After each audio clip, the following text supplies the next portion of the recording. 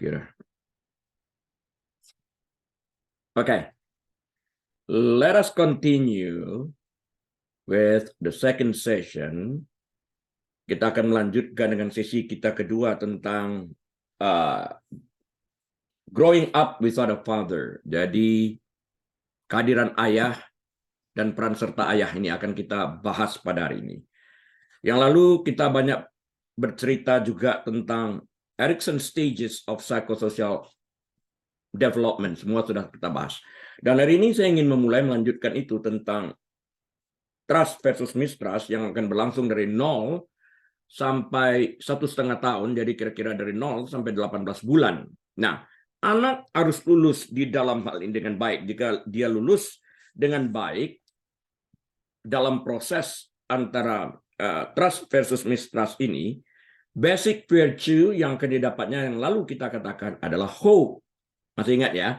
Adalah hope yang akan didapatkannya, basic virtue-nya. Artinya sifat, kualitas, karakter, moralnya itu adalah hope. Dia mempunyai pengharapan di dalam ini. I can trust somebody, at least, di dalam hal ini ya. Nah, trust versus mistrust ini adalah tahap pertama dalam teori perkembangan anak gitu ya. Dalam psikososial yang dikembangkan oleh Erik Erikson ini. Tahap ini dimulai saat bayi lahir, bukan saat di dalam kandungan. Saat bayi lahir, begitu lahir, 0 ya, sampai 18 bulan ya. Itu berkelanjutan. Terus trust versus mistrust ini berkelanjutan. Kita akan melihat di dalam hal ini. Selama tahap ini, tahap trust versus mistrust ini, bayi tidak yakin tentang dunia tempat mereka tinggal. Ya, mereka mencari kestabilan di dalam dunia di mereka tinggal ini. Sudah barang tentu orang tua asuh, om, tante, atau siapapun yang merawat bayi ini merupakan orang pertama di mana mereka berhubungan. Kalau orang tuanya lengkap, berhubungan dengan orang tuanya pertama kali, dengan ibunya, mendapatkan ASI dan sebagainya ini. Ya, mereka mencari kestabilan. Mereka mencari kenyamanan di dalam hal ini. Dan konsistensi perawatan dan pengasuh utama mereka. Konsistensi. Jadi kita nggak bisa berganti-ganti di dalam ini. Ada konsisten di dalam hal ini. Karena itu kalau kalian perhatikan saya dengan baik-baik, selalu saya mengutamakan persisten, konsisten kita di dalam melakukan segala sesuatu ini. Karena itu penting di dalam hal ini. Kalau misalnya seperti di Indonesia banyak memakai perawat, katakanlah demikian, mbak-mbak begitu yang merawat. Kalau itu berganti setiap 2 bulan, anak ini nggak merasa nyaman ini. Karena tidak persisten di dalam hal ini. Dia akan kehilangan, dia akan kebingungan. Who is this person that I'm dealing with? Siapa sih orang yang aku sedang berhadapan? Aku nggak kenal dia. Dia merasa tidak nyaman. Ingat tadi, tentang perkembangan teori ini yang dari pertama kali antara 0 sampai 18 bulan ini, trust versus mistrust ini, bayi tidak yakin tentang dunia di mana dia tinggal. Nah, kalau kita mengalami masalah, orang yang merawat bayi ini gonta-ganti, dia merasa sangat tidak nyaman di dalam hal ini. Alangkah baiknya kalau orang tua langsung menangani bayi ini. Ibu memberikan ASI kalau ada ASI-nya di dalam ini. Kecuali ada sesuatu halangan lainnya yang menyebabkan ibu tidak menghasilkan ASI, susu ibu nggak ada karena penyakit, karena sesuatu hal yang lain lah ya. Nah, dapat diberikan susu lain, susu pengganti begitu ya. Tapi tetap aja ibu perlu merawat bayi ini dengan baik, menggendong, mengelus, membelai anaknya, memandikan dan sebagainya, bercakap, senyum, memperhatikan anak ini dengan baik sekali di dalam hal ini. Jadi, sekali lagi mereka mencari kestabilan, mereka mencari kenyamanan, dan konsistensi perawatan dari pengasuh utama mereka. Pengasuh utama mereka siapa? Ibu. Nah, kita harus secara persisten, secara konsisten melayani anak tersebut. Jika, saya katakan jika, kondisinya jika, perawatan yang diterima bayi konsisten, maka dapat diprediksi dan dapat diandalkan. Misalnya, Saat aku lapar, aku diberi makan oleh mama. Dan saat aku basah, popokku diganti sehingga aku merasa nyaman. Maka mereka, anak-anak ini, akan berkembang, akan mengembangkan rasa percaya diri mereka. Trust will be built. Trust ini akan muncul, yang akan membawa mereka ke hubungan lain. Karena aku dapat mempercayaimu dalam hal kecil, maka aku akan mempercayaimu, siapapun itu, mama, lebih lagi dalam hal yang lebih besar, yang menyangkut hidupku. Bahwa aku aman dan sangat aman dalam perawatanmu. Dan engkau tidak akan mencelakakan hidupku yang kupercayakan kepadamu. Itu kalau kita lihat di dalam konteks Alkitab. Tertulis di dalam Lukas, Injil Lukas, pasal yang ke-16, ayat yang ke-10. Ya. Dan mereka akan dapat merasa aman, merasa nyaman, bahkan ketika terancam. Begitu ya. Bunyi hujan, bunyi geledek, menderu, bunyi mobil, mungkin orang buka knalpotnya begitu kencangnya, anak merasa takut mendengar bunyi yang begitu kerasnya, dia aman dalam pelukan papanya, dalam pelukan mamanya. Dibelai, dielus, dan dibekap. Karena pada waktu itu mereka sedang takut, dan mereka merasa nyaman. Tapi kalau kita mengeluarkan kata-kata yang kurang enak, kita menganggap bayi tidak mengerti, gitu aja takut. Nah, anak ini merasa tidak nyaman di dalam pelukan kita itu. Kita tidak boleh memiliki rasa takut waktu menggendong anak tersebut. Karena anak membaca perubahan emosi kita. Detakan jantung kita akan dapat diterima oleh bayi ini dengan baik. Karena kita harus mengusahakan rasa aman, rasa nyaman kepada bayi itu. Sebaliknya, jika kebutuhan ini tidak dipenuhi secara konsisten, ketidakpercayaan, kecurigaan, dan kecemasan dapat berkembang. Ini disebut sebagai mistrust. Oke? Jadi karena itu kita perlu memberikan layanan secara konsisten, secara persisten, memberikan itu kepada anak ini. Orang tua selalu tetap ada di sana. Penting. Bukan gonta-ganti di dalam hal ini. Kalau orang tua nggak ada di sana, siapa caretaker utamanya? Siapa yang merawat dia yang utama di dalam kehidupan ini? Papanya kah? Atau neneknya kah? Atau opanya kah? Atau ada seorang pengasuh yang dibayar, tapi tetap harus ada di sana tanpa gonta-ganti. Karena ini penting sekali dalam 18 bulan pertama ini untuk menghasilkan trust atau mistrust. Nyaman dia bisa percaya kepada kita. Dalam hal ini, aku percaya karena engkau dapat menggantikan popokku, engkau dapat memberi aku makan, waktu aku takut engkau menggendongku, engkau memelukku. Berbanding, kalau itu tidak terjadi, waktu dia menjerit dibiarkan, karena ada prinsip dulu orang mengatakan, biarin aja nanti dia dapat menenangin dirinya sendiri. Justru dia kehilangan kepercayaan kepada caretaker-nya ini. Akan muncul mistrust di dalam hal ini. Tapi kalau ini dialaminya dengan baik, dia muncul trust, itulah hope.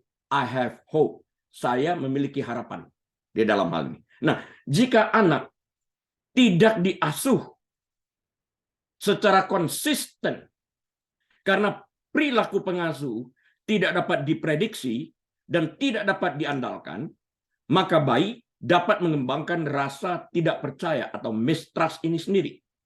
Merasa curiga, merasa cemas, was-was. Berada di dunia, di lingkungan di mana ia berada. Dalam situasi ini, bayi tidak akan memiliki kepercayaan pada dunia di sekitar mereka. Lingkungan hidup mereka, saat pada kemampuan mereka, atau pada kemampuan mereka, atau mempengaruhi keadaan yang ada. Misalnya, saat mereka lapar dan menangis, pengasuh tidak datang untuk memenuhi kebutuhan mereka. Padahal mereka lapar banget di sini. Orang dewasa aja lapar, kalau dibiarin begitu kan bisa ngamuk. Apalagi anak kecil, bayi begini, yang sangat tergantung setiap 2-3 jam sekali harus minum. Begitu lahir, ya kan? Jika ini terjadi berulang kali, maka bayi percaya bahwa mereka tidak memiliki kemampuan untuk mempengaruhi pengasuh untuk menyediakan makanan bagi mereka yang sedang lapar atau sedang dalam keadaan lapar. Kebutuhan yang tidak terpenuhi ini akan menimbulkan ketidakpercayaan, mistrust terhadap siapa? Terhadap pengasuh, siapapun pengasuh itu. Mamakah, papakah, oma, opa, atau mbak pengasuh. Ya, dan anak akan bertumbuh dan berkembang dalam kondisi tidak aman. Mereka merasa tidak nyaman dan tidak dapat mempercayai orang lain. Tapi kalau itu terjadi sekali-sekali karena salah pengertian, orang tua yang baru memiliki anak pertama tidak mengerti keinginan anak. Anak menangis, jenis tangisannya, dia lapar misalnya. Ibu tidak mengerti, lantas menggantikan popok. Memang popok kebetulan sedang basah juga. Tapi anak melihat ini, kok aku lapar, kok popok diganti. Nah, suatu saat popoknya yang kotor. Mamanya kasih minum susu. Loh, kok aku dikasih minum susu? Padahal aku sedang basah, aku sedang lagi ada kotoran. Aku ingin dibersihkan. Kalau sekali-sekali terjadi seperti itu tidak mempengaruhi. Karena suatu saat bayi ini akan melihat, orang yang aku cintai ini, yang namanya mama, tidak sempurna.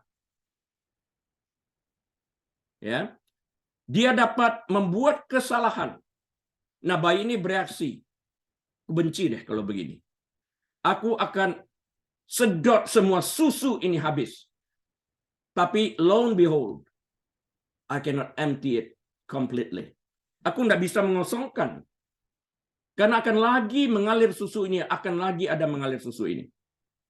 Cinta yang tidak ada pernah berhenti di dalam hal ini. Anak belajar akan hal ini. Jadi melihat orang tua mengasihi tapi tidak sempurna.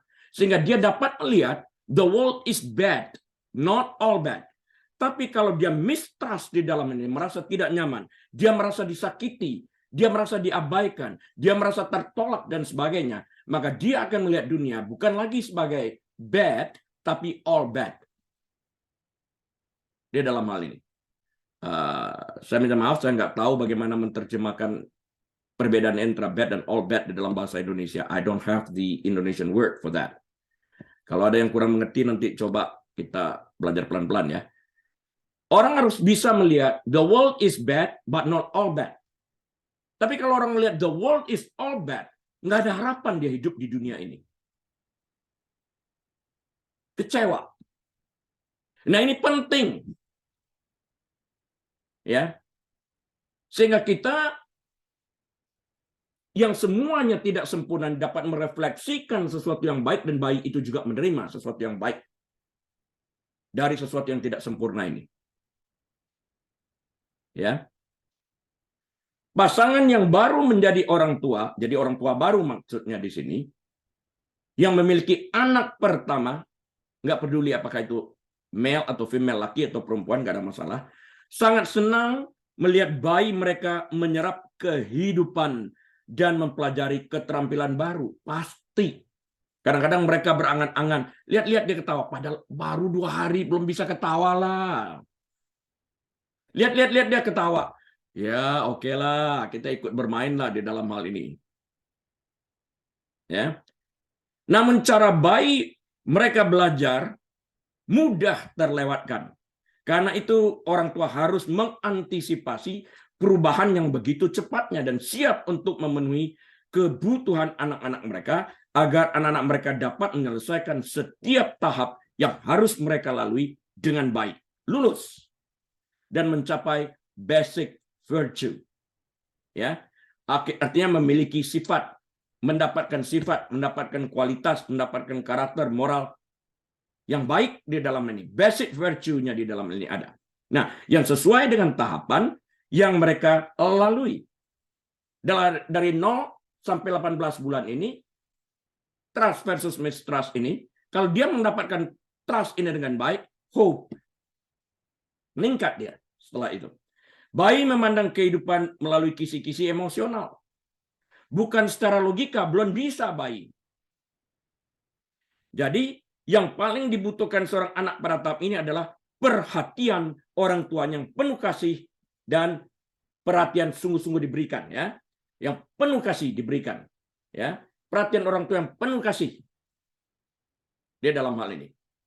Jangan sampai orang tua short temper. Dia dalam hal ini. Jangan sampai orang tua tidak memperhatikan anak ini. Biarin aja, nggak usah digendong. Anak berkomunikasi kepada kita melalui tangisan mereka. Apakah tangisannya melengking? Dia sakit pada waktu itu. Perutnya sedang kembung, dia melengking suaranya. Atau dia sedang manja. Kedengaran suaranya. Sedang manja. Dia seperti gitu. Ya. Tangan keangkat. Nah, kita mesti tahu di dalam hal ini. Apa yang ingin disampaikan oleh bayi tersebut kepada kita.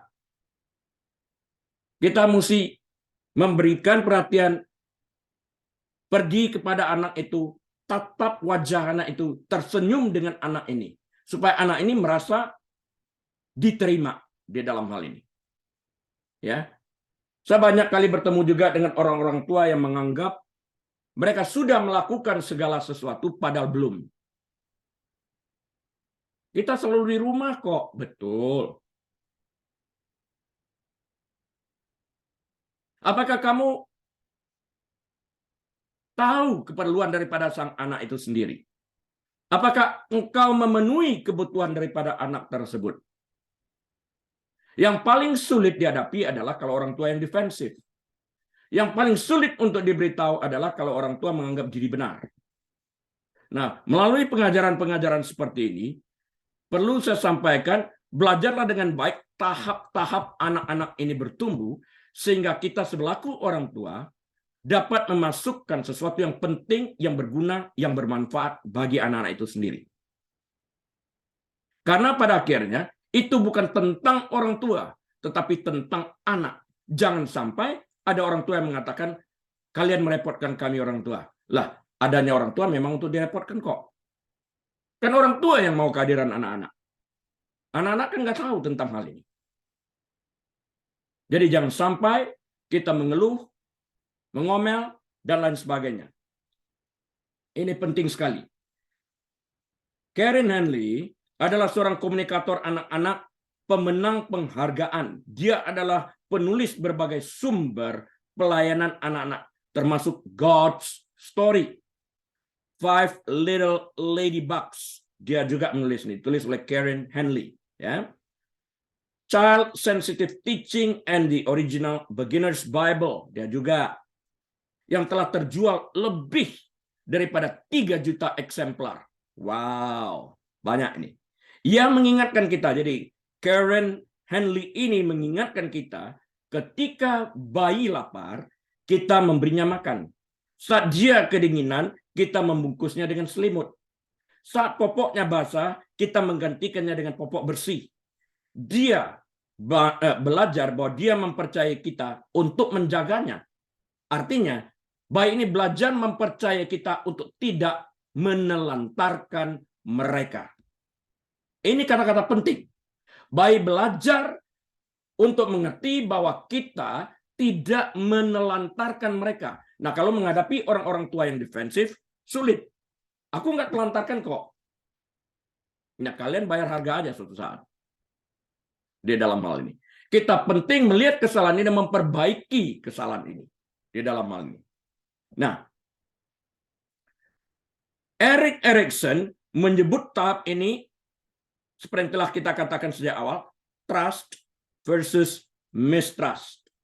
Ketika seorang anak belajar untuk percaya, trust, dia memiliki harapan. Jadi, basic virtue-nya kalau dia keluar dari sini percaya, hope, harapan. Artinya, aku ada harapan nih untuk bisa percaya sesuatu yang lebih besar lagi yang dapat kuberikan kepada pengasuhku ini. Kalau dalam perkara kecil aja aku tidak dapat percaya, apalagi dalam perkara yang besar. Yesus kan juga mengatakan yang sama, barang siapa dapat dipercaya dalam perkara yang kecil, kepadanya akan diberikan perkara yang lebih besar, kan? Penting. Harapan bahwa kebutuhannya akan terpenuhi. Berharap meskipun dia untuk sesaat merasa tidak nyaman, semuanya akan baik-baik saja. karena ada seseorang yang dapat dipercaya yang merawatnya. Jadi harapan ini muncul. Walaupun saat ini aku merasa kurang nyaman karena aku sedang lapar, tapi aku tahu susu itu akan datang. Walaupun aku saat ini kurang nyaman karena popokku sedang kotor, sedang basah, atau ada kotoran di sana. Hanya sesaat kok aku tahu pengasuhku, mamaku, papaku akan datang menggantikan popok yang kotor ini. Sesaat kok. Ini harapannya ada di sana. Tapi kalau orang tua yang tidak peduli kepada anak tersebut, anak hanya berharap, tapi tidak kunjung datang, maka harapan hilang, timbullah mistrust ini tadi. Saya mencoba menjelaskan itu tahap demi tahap, pelan-pelan. Supaya Bapak Ibu saudara sekalian dapat mengerti apa yang dimaksudkan di sini. Membaca buku, kadang-kadang kita nggak ngerti apa yang dikatakan. Jadi saya ingin belajar mengerti apa yang saya sampaikan ini. Yang penting saya sampaikan pada saat ini adalah bukan hanya sekedar mengerti dalam alam pikiran, karena itu tidak pernah akan berguna tanpa dipraktekkan. Pengetahuan hanyalah pengetahuan dan tata tinggal pengetahuan yang tidak mempunyai kuasa apa-apa, kecuali pengetahuan yang dimiliki itu dipraktekkan. Itu baru timbul power di dalam hal ini. Knowledge is knowledge, and it has no power until you apply it. Pengetahuan tetap pengetahuan yang tidak memiliki kuasa apapun sampai kita mempraktekkannya. Contoh. Tahu nyetir mobil secara teori, tapi nggak pernah praktek menjalankan mobil, ya nggak pernah bisa. Saya sebagai dokter tahu juga bagaimana cara membedah, tapi saya nggak pernah praktek karena saya bukan dokter bedah. Nggak bisa saya kerjakan di dalam hal ini. Ya, Erikson adalah salah satu orang pertama yang mengamat-amati bahwa beberapa kesulitan perkembangan dapat dilacak pada anak-anak yang tidak menyadari bahwa dunia adalah tempat yang aman untuk dihuni. It's bad, but not all bad. Aman kok, oke kok. Ada orang yang dapat kita percaya kok. After all, not all people are bad. Bukan semua orang itu jahat kok. Malangnya kalau dia berhadapan dengan orang tua narsis.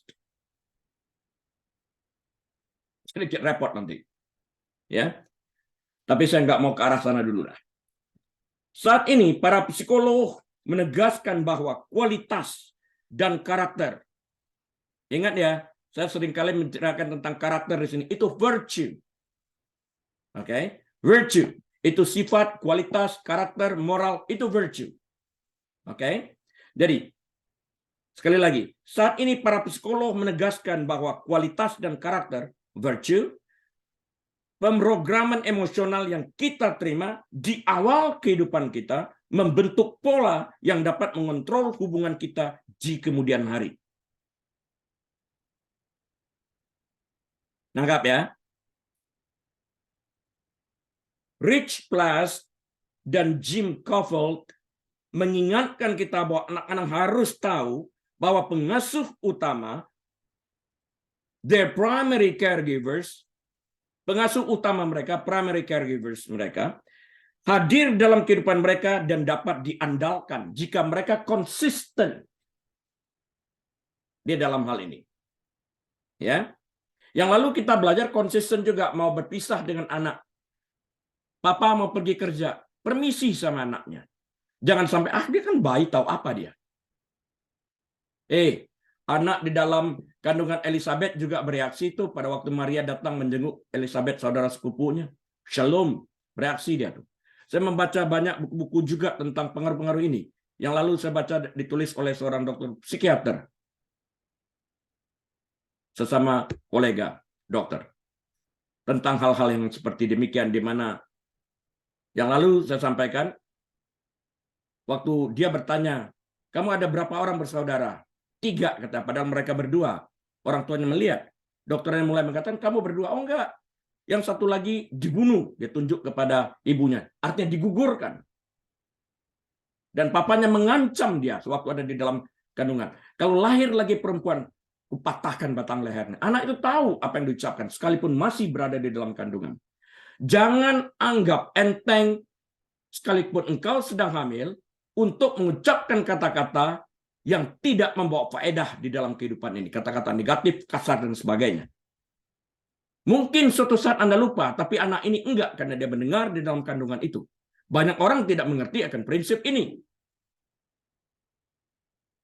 Dan terus aja mengulangi kesalahan-kesalahan ini, dan bersifat defensif banget. Membenarkan diri.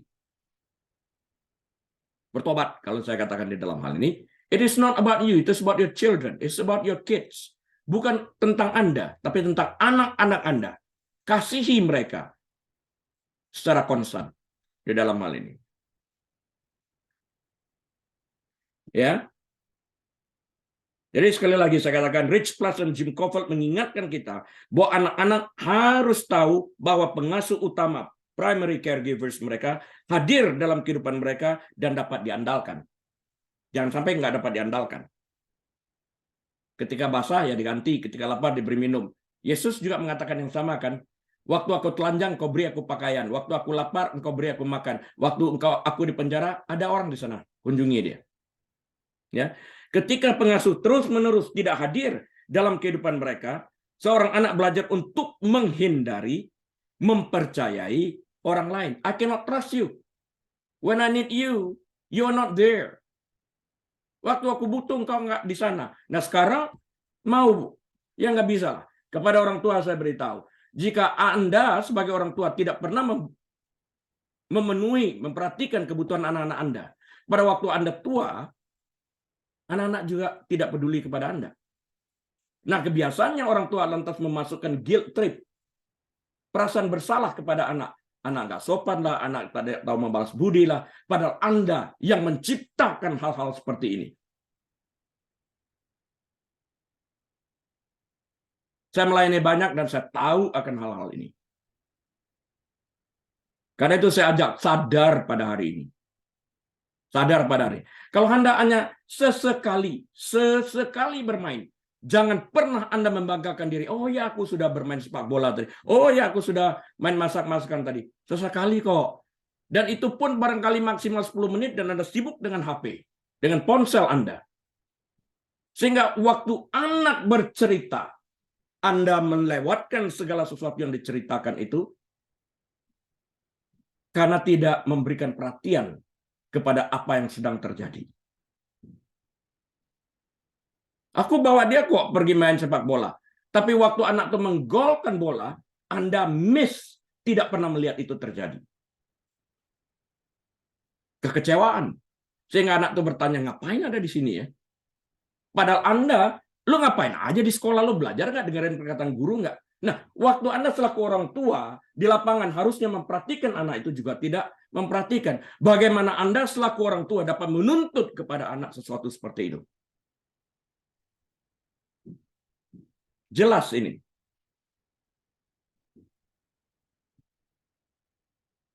Ketika pengasuh secara konsisten tidak dapat diandalkan dan tidak hadir dalam kehidupan anak saat dibutuhkan, seorang anak dapat bertumbuh menjadi sangat tidak aman dan tidak nyaman dan kehilangan rasa percaya bahwa dunia adalah tempat yang aman untuk dihuni. Oh enggak kok. Enggak aman ini. Dunia penuh dengan orang-orang yang tidak dapat dipercaya. Itu konklusi mereka. Coba renungkan nanti sebentar ya. Mereka akan sampai kepada hal tersebut. Nah, ujian keintiman ya. Nanti habis ini saya berikan waktu. Ujian keintiman. Dapatkah aku percaya bahwa aku akan dicintai dan dilindungi? Dapatkah aku percaya bahwa aku akan dicintai dan aku akan dilindungi? Dapatkah aku percayai akan hal itu? Ini adalah ujian yang paling mendasar yang diberikan setiap bayi kepada para pengasuh mereka, yaitu hak mereka untuk dicintai dan hak mereka untuk dilindungi dapat dipenuhi oleh pengasuh mereka. Perawatan orang tua yang lembut, kehadiran mereka, dan asuhan yang konsisten untuk anak-anak mereka seharusnya mencerminkan kepedulian Allah Bapa bagi umatnya. Coba kita renungkan sejenak. Adam adalah anak Tuhan. Langsung diciptakan oleh Tuhan. Dari tanah. Belum bernapas. Maka Allah meniupkan ruah, kehidupan, roh melalui hidungnya. Terciptalah. And then man became a living being. Saat itulah Allah meniupkan roh. Dan roh ini menyentuh tubuh yang mati ini. Tercipta sebuah kehidupan. Istilahnya kalau pada waktu roh ini menyentuh tubuh ini, dia menciptakan, menimbulkan jiwa. Jiwa terdiri daripada apa? Will, emotion, and mind. Will, kehendak. Emotion itu adalah emosi. Mind, pikiran. Maka manusia memiliki kehendak di dalam hal ini. Mereka memiliki emosi, mereka memiliki pikiran di dalam hal ini. Allah Bapa ini adalah Bapa langsung, kita lihat, yang menciptakan Adam pada waktu itu tanpa mengalami orang tua biologis. Kita mengalami orang tua biologis. Adam tidak. Hawa tidak. Di dalam hal ini. Ya. Langsung. Mereka berkomunikasi secara langsung dengan Allah Bapa. Cuma kesempurnaan mereka tidak terlatih. Mereka diberikan free will. Tapi sayangnya mereka menyalahgunakan free will tersebut dengan mendengarkan perkataan setan yang direpresentasikan melalui ular. Mereka jatuh di dalam dosa. Dosa merupakan tembok pemisah antara manusia dengan Allah Bapa. Wicked is born. Kejahatan itu dilahirkan. Masuk ke dunia. Ya, sekali lagi, Adam adalah anak Tuhan. Orang tua pertama kita, Adam dan Hawa, dibuat menurut rupanya, rupa Tuhan. Kejadian 1 ayat 26. Artinya, mereka adalah anak kesayangannya dan Tuhan adalah Bapa mereka. Identitas mereka didasarkan pada hubungan yang intim dengan Allah Bapa ini. Hubungan yang dijaga Tuhan dengan cinta yang setia. Cinta yang tidak memiliki kondisi. Apapun cinta ini tidak berubah. Inilah cinta Tuhan itu. Jika cinta Tuhan ini memiliki kondisi, dan kita harus bertanya di mana value-nya. Justru cinta Tuhan ini tidak memiliki kondisi, itulah value daripada cinta yang murni. Sekalipun manusia itu berdosa, Tuhan tetap mencintai manusianya dengan menyediakan cara yang seperti tertulis dalam Kejadian 3:15. The first gospel in the Bible. Allah, I put enmity between thee and the seed of this woman. Itu perkataan pertama dikatakan di dalam Kejadian 3:15. Membuat permusuhan antara engkau dan keturunan daripada wanita ini. Keturunan wanita ini akan meremukkan kepalamu iblis, sedangkan kau akan meremukkan tumitnya. Kesengsaraan muncul di dalam hal ini. Bapa yang penuh kasih ini tidak pernah berubah sekalipun manusia berontak melawan perintah Tuhan, hidup di dalam dosa. Allah tidak pernah berubah kasih setianya, menyediakan jalan dan mengirim anaknya terwujud 2000-an tahun yang lalu, mati di kayu salib untuk membayar upah dosa manusia. Kasihnya tidak terbatas, kasihnya tidak berkondisi. Kalau kasih Allah berkondisi seperti kasih manusia, gimana nilai kasih itu? Ya, cinta yang tidak memiliki kondisi. Cinta tanpa kondisi ini kita sebut sebagai agape. Ini merupakan nilai yang absolut.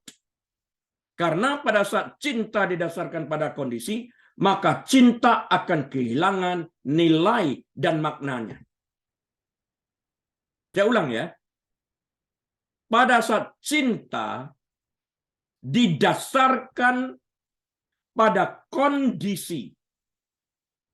Kalau kamu baik, aku mencintai kamu. Kalau kamu nggak baik, aku kurang sayang padamu. Itu kondisi. Jadi jika cinta didasarkan pada kondisi, maka cinta kehilangan nilai dan maknanya. Berapa sering kita katakan itu? Kalau matematik kamu minimal 8, baru kamu jadi anak mami. Loh, kalau 6 bukan anak mami. Anak siapa? Anak tetangga gitu. Ini perkataan ini harus hati-hati banget di dalam hal ini. Nilai yang diperoleh anak di sekolah itu tidak ada hubungannya dengan status sebagai anak. Jadi jangan pernah orang tua, dengarkan sebaik-baik orang tua yang mendengarkan melalui YouTube ini, jangan pernah mengeluarkan ungkapan-ungkapan seperti itu. Saya ulang, jangan pernah Anda menggunakan ungkapan-ungkapan kalau engkau menghasilkan sesuatu yang baik di sekolah, result, hasil, maka statusmu anak. Kalau nilainya di bawah 8, di bawah 9, bukan anak, statusnya menjadi hilang. Kalau engkau minimal dapat 8, baru anak mami. Kalau anaknya pulang dengan angka 6, nangislah anaknya. Perhatikan ini dengan baik-baik. Jangan sampai status ini dipengaruhi oleh hasil yang dicapai oleh anak. Kalau memberi penghargaan kepada anak, bukan hasilnya, tapi effort, usaha anak yang harus kita hargai. Anak berusaha setengah mati. Hargai usaha itu, karena ini akan membangun rasa percaya diri kepada anak itu sendiri. Yesus waktu dibaptis di Sungai Yordan, setelah selesai dibaptis, inilah anak yang kukasih yang kepadanya aku berkenan. Ingat, waktu itu Yesus belum, sekali lagi, belum memulai pelayanannya. Belakangan baru ditambahkan kata-kata, ini waktu di Mount of Transfiguration. Inilah anak yang kukasih yang kepadanya aku berkenan. Kemudian dikatakan, dengarkanlah dia. Karena di sana ada Musa dan Elia. Musa melambangkan hukum, Elia melambangkan nabi. Di sini transisi klimaksnya terjadi. Dengarkanlah dia. Siapa? Dia Yesus. Bahwa Yesus menggenapi hukum Taurat ini dan kitab para nabi. Ini klimaksnya di sana. Di gunung ini dan pelaksanaannya di kayu salib. Bisakah kita melihat klimaks usaha daripada anak itu sendiri? Sehingga kita dapat mendorong anak itu ke arah impiannya. Pokoknya kamu harus jadi dokter. Pokoknya kamu harus jadi pengacara. Ya, itu kan cita-cita papa dan mama. Aku nggak pengen. Aku pengen jadi seorang pianis. Sah dong. Kita tahu true story seperti gini. Kalau kamu betul-betul mau sekolah pianis, papa nggak bisa support. Kecuali kamu sekolah kedokteran. Terpukul ini anak. Dia sekolah kedokteran. Begitu dia selesai dan mendapatkan ijazah, dia persembahkan kepada papa. Ini untuk papa. Aku sudah selesai ya. Sekarang aku mau sekolah piano. What a waste. What a waste. Pemborosan di dalam hal ini. Bukan hanya waktu, tapi juga uang. Mendidik seseorang menjadi dokter itu membutuhkan biaya yang besar sekali. Kenapa tidak dari awal aja dibiarkan dia sekolah piano, menjadi pianis? Sekolah musik. Why not? Buktinya dia berhasil kok dalam hidupnya orang ini.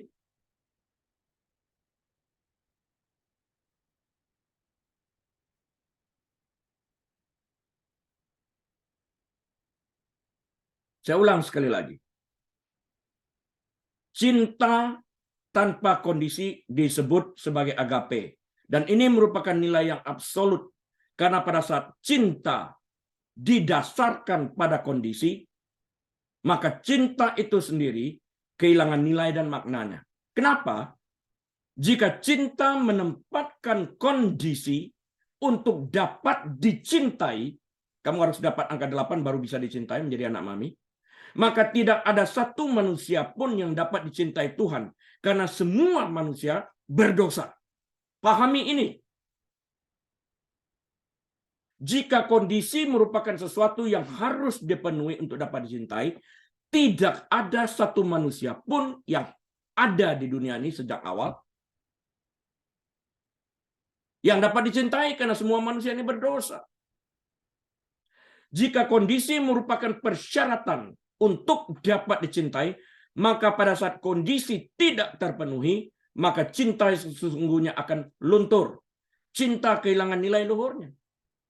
Kalau kamu angka 8 baru jadi anak mami, bagaimana kalau angkanya di bawah 8? Maka kondisi cinta, nilai cintanya menurun.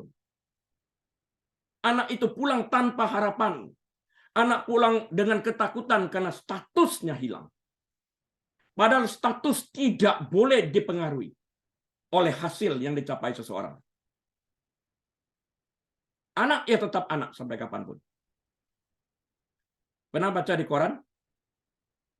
Mulai hari ini, orang yang bernama ABC ini bukan lagi anak kami. Kok bisa kamu memutuskan bukan anak kamu? Coba tanya Tuhan anak siapa itu. Coba periksa DNA-nya. Anak kamu tidak pernah dapat dibatalkan. Hanya karena dia jahat, lantas bukan menjadi anak. Hanya karena dia pintar menjadi anak. Orang tua seperti apa engkau? Anak tetap anak. Dan status anak tidak dapat dipengaruhi oleh kondisi anak itu. Ya. Jadi kalau kondisi merupakan nilai yang diatur untuk mencintai, akan luntur pada saat nilai itu turun. Jadi nilai cinta kehilangan nilai luhurnya. Namun cinta Tuhan tidak memiliki kondisi dan ia mencintai dan merawat Adam dengan sempurna. Dia memberi Adam semua yang dia butuhkan. Tempat tinggal ada. Kejadian 2 ayat 8. Makanan ada. Kejadian 1 ayat 29. Kejadian 2 ayat 9. Air untuk minum ada. Kejadian 2 ayat 10 sampai 14. Tanggung jawab ada, diberikan kepada Adam untuk mengusahakan taman itu. Kejadian 2 ayat 15, kejadian 1 ayat 28. Batasan untuk perlindungannya juga ada. Kejadian 2 ayat 16 dan 17. Dan persahabatan tertulis dalam kejadian 2 ayat 18. Kejadian 2 ayat 21 sampai 25. Semuanya digenapi. Semuanya dicukupi. Semuanya diberikan. Tuhan bahkan berjalan-jalan dengan mereka. Bercakap-cakap dengan mereka. Di dalam hal ini. Kebutuhan kelangsungan hidup manusia yang paling mendasar meliputi makanan dan air, istirahat yang cukup, pakaian dan tempat tinggal, kesehatan secara keseluruhan dan reproduksi. Maslow menyatakan bahwa kebutuhan fisiologis dasar ini harus dipenuhi sebelum manusia melanjutkan ke tingkat pemenuhan berikutnya. Oke. Ini 3/4 jam. Saya sekarang memberikan floor untuk bertanya jika ada pertanyaan yang ingin disampaikan kepada saya. Adakah pertanyaan? Anda harus berkomunikasi dengan saya. Kalau enggak, saya biarkan ini begini ya. Anda harus belajar berkomunikasi dengan saya pada waktu saya bertanya. Ini kan semua orang dewasa. Kalau saya bertanya, adakah pertanyaan? Mohon saya dijawab. Tidak ada, Pak. Nggak ada? Tidak. Saya mau tanya dari Gideon. Ada? Saya, Mr. Gideon. Oke. Oke. Untuk yang tahap awal ini kan tahapnya benar-benar usia dini ya. Jadi dari 0 sampai 18 bulan. Ini bisa impact-nya sampai dewasa ya, Pastor, untuk hal ini. Maksudnya kalau perbandingan saya kan dari 0 sampai 18, impact-nya kalau sekarang adakah orang yang misalnya umur 40 tahun tapi masih mengalami kendala dari mistrust ini? Yes. Dan contoh kira-kira seperti apa sih, Pastor? Iya. Jadi pada waktu dia tertinggal pada umur antara 0 sampai 18 bulan ini, karena dia tidak melewati masa-masa yang konsisten ini tadi telah saya katakan, aku tidak bisa percaya dalam perkara yang kecil.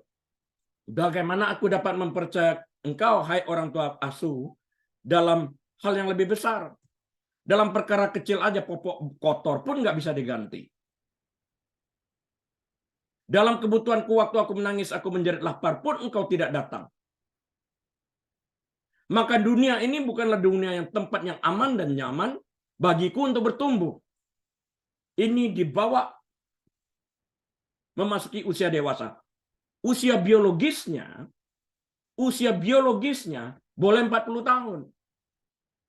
Tetapi secara emosional tidak seiring dengan 40 tahun itu karena dia tertinggal pada usia 0-18 bulan ini, yaitu dia tidak mendapatkan hope karena dia tidak lulus di dalam trust dan versus mistrust ini tadi. Ingat, kalau dia lulus, dia mendapatkan hope. Kalau dia tidak lulus, ya nggak ada hope itu di dalam hal ini. Dunia ini bukan lagi menjadi bad, tapi all bad. Tempat yang tidak nyaman untuk bertumbuh, tempat yang tidak memberikan harapan di dalam kehidupanku. Dan akan berpikir orang-orang ini penuh dengan orang-orang jahat. Pernah bertemu dengan orang-orang itu selalu curiga? Pernah bertemu dengan orang-orang seperti itu? Curiga di dalam kehidupan terhadap orang-orang lain. Pikirannya selalu negatif terhadap orang-orang lain. Pernah? Pernah. Ya. Sekarang mengerti di mana letaknya. Nangkap? Iya. Ini dibawa sampai dia sembuh. Di dalam hal ini. Perlu konseling. Jika ada pendeta yang mendengarkan ini, saya mengajak Anda untuk membuka diri. Belajar ilmu konseling. Belajar basic psychology. Sehingga dapat membantu orang-orang di luar sana yang membutuhkan bantuan.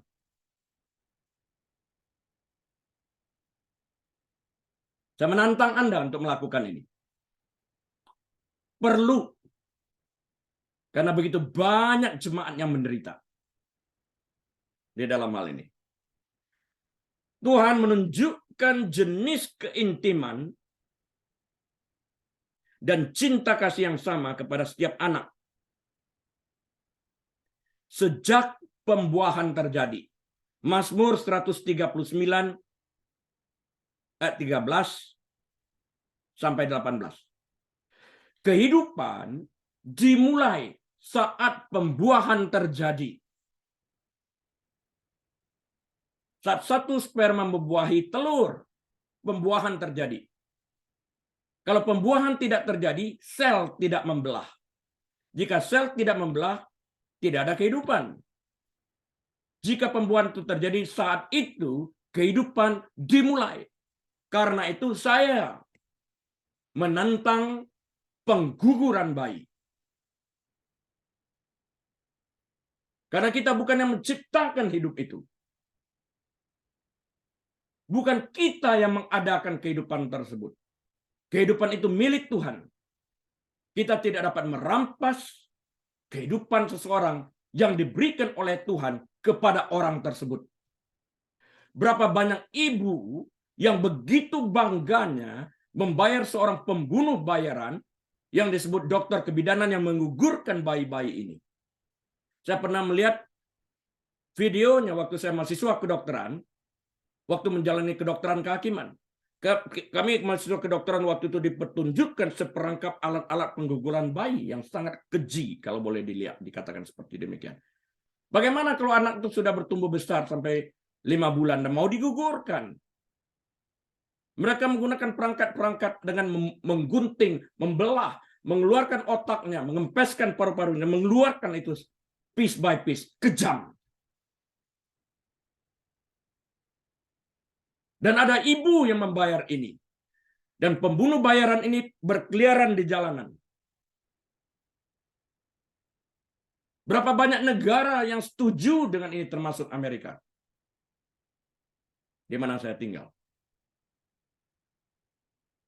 Ini sesuatu yang tidak benar. Saya dan istri berkata, no. Istri saya juga seorang ahli bius, akan mengatakan kalau engkau ingin menggugurkan bayi membutuhkan seorang ahli bius, cari ahli bius yang lain. Karena saya tidak akan melakukan kasus ini. Ikut bertanggung jawab. Bangga orang tua yang melakukan itu. Engkau pembunuh. Dengarkan saya, Bapak, engkau pembunuh. Kalau sudah melakukan ini, bertobat kamu. Minta pengampunan daripada Tuhan. Jangan ulangi kesalahan yang sama. Penting di dalam hal ini. Mungkin kedengarannya keras kali ini, tapi saya beritahu, sesuatu seperti ini perlu kita cernakan dengan baik-baik agar kita tidak melakukan kesalahan yang sama kali keduanya. Ya. Jadi Tuhan menunjukkan jenis keintiman dan cinta kasih yang sama kepada setiap anak sejak pembuahan terjadi. Tadi saya katakan dalam Mazmur 139 ayat 13-18. Bahkan pada saat Adam memilih untuk memberontak terhadap ketentuan Tuhan dengan memakan buah yang oleh Tuhan dilarang untuk dimakan, Tuhan tetap mengasihi Adam dan berjanji untuk menyelesaikan masalah dosa ini dengan mengutus anaknya Yesus Kristus untuk membayar upah dosa di kayu salib, yaitu bagi setiap orang yang percaya kepada anaknya Yesus Kristus ini. Yang tidak percaya ya tidak.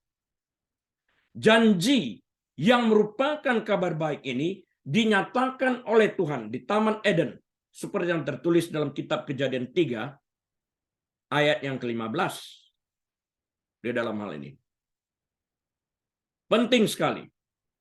Kemudian daripada itu, pertempuran rohani dan dimulai. Maksud saya, pertempuran rohani ini dimulai untuk jiwa Adam. Ini adalah pertarungan yang dimulai untuk anak-anak kita pada saat mereka lahir. Ketika setan datang ke Taman Eden, dia mempertanyakan Hawa tentang kasih Tuhan yang intim. Tentulah dia memulai dengan sebuah kalimat. Ini lebih banyak menuduh.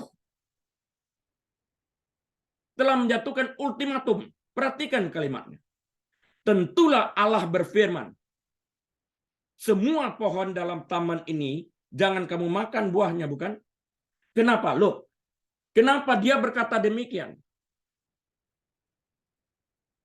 Ini, dia menunggu reaksi daripada Hawa. Sayangnya Hawa bereaksi, bukan meresponi. Yang lalu kita telah belajar tentang perbedaan antara bereaksi dan meresponi. Di sini kita lihat kasus ini. Tentulah Allah berfirman, semua pohon dalam taman ini jangan kamu makan buahnya, bukan? Bereaksi enggak dia? Oh, bereaksi. Oh, mulai bercerita dia. Terpancing. Ya. Itu tertulis dalam Kejadian 3 ayat 1-3. Ular yang merepresentasikan iblis itu mempertanyakan motivasi Tuhan dengan kalimat yang benar-benar tanda petik halus. Namun kita sekarang tahu bahwa ini adalah kalimat manipulatif yang mematikan. Kalimat manipulatif ini banyak digunakan dalam ilmu politik. Banyak digunakan oleh orang-orang narsis. Sangat manipulatif. Dengan pertanyaan ini ular memancing Hawa untuk sebuah percakapan. Terpancing dia. Dia bereaksi. Yang seharusnya meresponi dengan berpikir. Ingat segitiga yang saya ajarkan itu. Sehingga kita dapat memberikan respon yang baik di dalamnya. Dan dengan memperluas larangan yang ada, Tuhan kan bilang semua pohon boleh dimakan. Kecuali satu-satu kok. Buah pohon tentang pengetahuan yang baik dan jahat. Dia perluas ini. Hoax munculnya kan begitu juga itu. Ini hoax yang diceritakannya dibeli sama Hawa ini. Dia perluas. Semua nggak boleh makan kan? Ya ampun. Perlu apa bereaksi? Cukup makan aja buah yang lain. Nggak usah buah pohon terlarang itu. Tentu semua buah pohon ini nggak boleh dimakan kan? Ya matilah orang. Itu kan provisinya Tuhan. Provision yang diberikan Tuhan untuk manusia dapat melanjutkan kelangsungan hidup dengan makan. Kita makan untuk hidup, bukan hidup untuk makan. Jadi kalau kita meresponi, tentulah semua pohon ini buahnya tidak boleh dimakan kan? Ambil aja satu yang tidak dilarang makan, ambil lagi satu lagi yang lain dimakan. Terjawab dengan tindakan. Kita nggak perlu berargumentasi dengan sesuatu yang naif seperti begini. Nangkap maksud saya? Dengan demikian yang melakukan tindakan begini, Hawa berada pada posisi yang menang. Inilah yang disebut dengan EQ itu atau kecerdasan emosional itu sendiri. Dia terpancing, turun, termakan emosinya. Padahal kalau dia bertindak dengan cara demikian, kecerdasan emosional yang diangkat. Nangkap maksud saya ya? Di dalam hal ini. Ulam melemparkan sebuah tuduhan yang lebih bersifat menyerang untuk menimbulkan keraguan dalam pikiran Hawa. Memang itu taktiknya. Dia melukiskan gambaran tentang Tuhan yang tidak memiliki kasih sayang. Gambaran tentang Tuhan yang adalah diktator, otoriter, authoritarian dictator. Banyak orang tua yang seperti ini juga. Pokoknya papa bilang begitu, ya begitu. Nggak bisa seperti ini. Sebuah penyesatan total melalui pernyataan yang manipulatif. Yang manipulatif ini banyak digunakan oleh orang narsis, saya katakan tadi. Iblis menimbulkan keraguan dalam benak Hawa tentang cinta, kasih, dan perhatian Tuhan. Dan Hawa termakan oleh umpan iblis. Meskipun dia mengoreksi ular itu, versinya sendiri tentang larangan Tuhan dalam tanggapannya.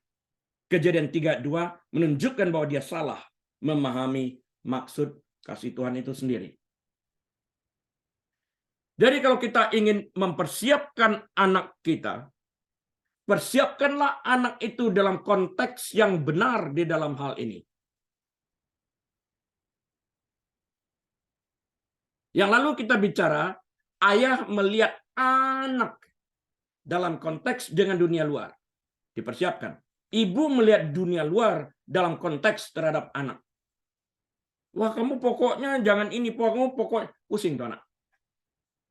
Nah, ayah kalau tidak berfungsi di dalam rumah, diam-diam saja tanpa memberikan pengarahan,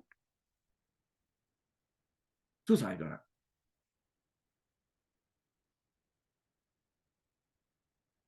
Apa salahnya kita persiapkan anak tersebut menghadapi segala sesuatu yang dapat terjadi di dunia yang serba jahat ini?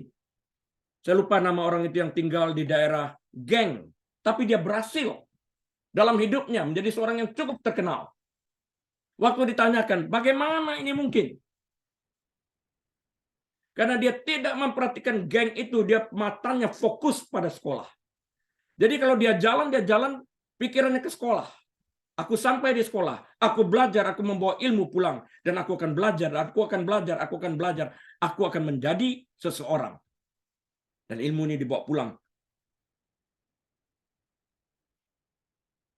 Penting bagi kita mengarahkan anak-anak kita itu kepada sesuatu yang relevansinya tinggi, nilainya tinggi, dan itu harus diberikan secara persisten dan konsisten, bukan sesekali. Sayangnya kalau saya lagi di dalam konseling, orang tua merasa tersinggung.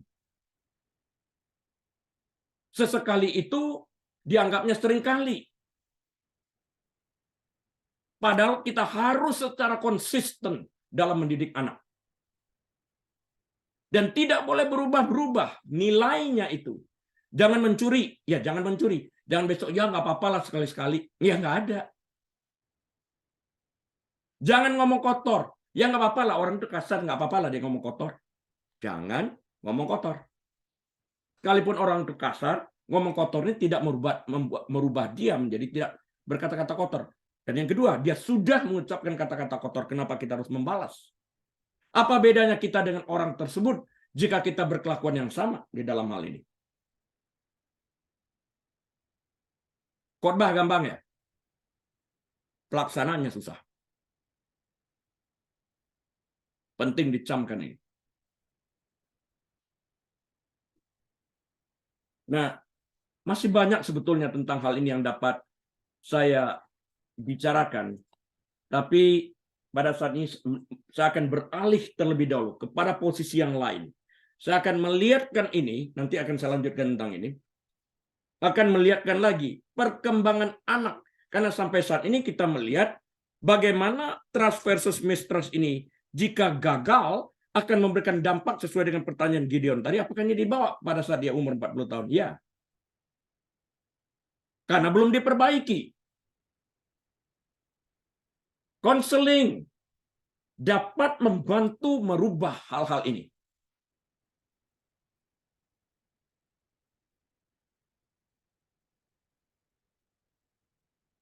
Tidak diragukan lagi bahwa gaya pengasuhan berdampak pada kesejahteraan anak di masa depan. Saya ulang. Tidak dapat diragukan lagi bahwa gaya pengasuhan berdampak pada kesejahteraan anak di masa depan. Tadi awalnya kita berbicara tentang harus konsisten dan persisten.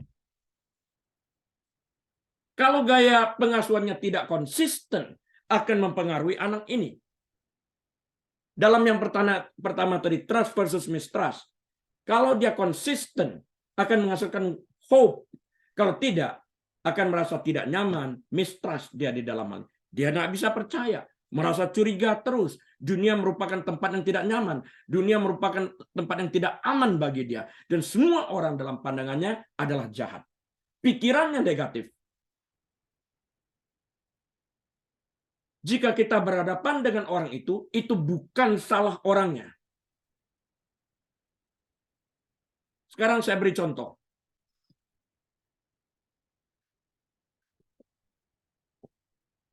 Pegang dulu kata-kata, bukan salah orangnya ya, pegang dulu kata-kata itu. Seorang anak umur 1 tahun bermain lumpur, berkubang di dalam lumpur. Akan kotorkah anak tersebut penuh dengan lumpur? Ayo kita berdialog, dibuka dulu. Iya, kotor. Ya. Akan kotor. Iya, pasti. Lantas kita melihat anak itu kotor, dekil, bau. Betul? Betul. Betul. Apa lantas kita menghakimi anak ini? Enggak. Anak ini menjadi kotor, anak 1 tahun, 2 tahun ini karena diizinkan dia bermain di sana. Kamu kok jorok sekali sih, kok maki anak seperti gitu? Yang mengizinkan dia di sana adalah orang tuanya. Juga jika dia bermain di sana, dia untuk mengetahui natur itu seperti apa, sah-sah aja. Yang ingin saya sampaikan itu adalah, jika ada seseorang melihat anak ini kok kotor sekali, bisakah dia melihat jauh di balik anak ini kotor? Sebelum anak ini bermain kubangan, sebelum anak ini bermain dengan lumpur, bahwa anak ini anak yang bersih. Bisakah kita melihat itu? Jauh ke sana kita lihat. Jika kita dapat melihat anak ini dalam keadaan bersih, maka kita akan dapat mengembalikan anak ini dalam posisi bersih dengan memandikan anak ini dan menyabuni anak di sini. Membersihkan dia, menggantikan pakaiannya. Anak itu akan wangi kembali.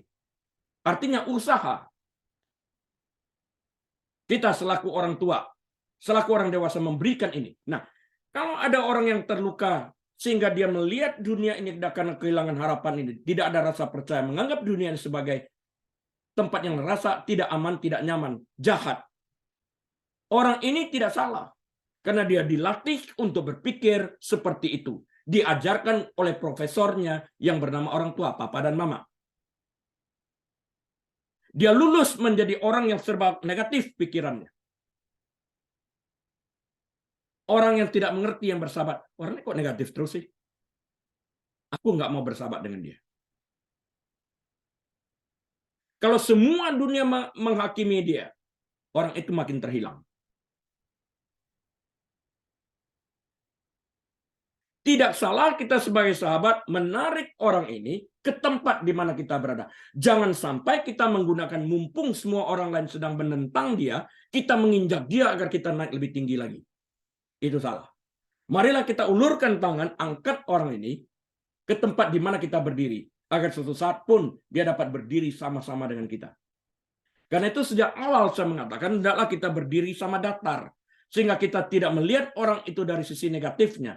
Tapi kita melihat seperti bayi yang kotor ini, sebelum dia menjadi kotor, dia bersih. Sebelum dia berpandangan negatif, dia berada dalam keadaan baik-baik saja sebetulnya.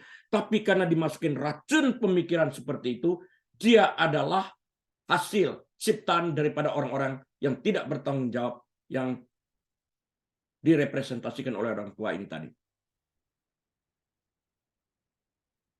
Sampai sana nangkap maksud saya? Iya, Pastor. Ada pertanyaan? Tangkap. Ya ada. Ini penting ya. Jadi kita harus melihat Bapak Surgawi, idenya, visinya itu adalah menyelamatkan orang berdosa. Jadi dia melihat keadaan sebelum berdosa itu seperti apa. Jadi dia mesti reset button ini dan mengirim Yesus Kristus sebagai pelakunya untuk membayar upah dosa. Misinya Yesus yang adalah Tuhan harus menjadi manusia. Mati di kayu salib, menumpahkan darahnya untuk membayar upah dosa dengan nyawanya. Dosa dibayar, upah dosa adalah maut. Orangnya, si pendosa diampuni. Dosanya dibayar. Jadi jelas ini di dalam hal ini. Nah, sebagai orang tua, kita bertanggung jawab. Adam berdosa, Bapa mengambil tanggung jawab ini dan mengirim anak tunggalnya.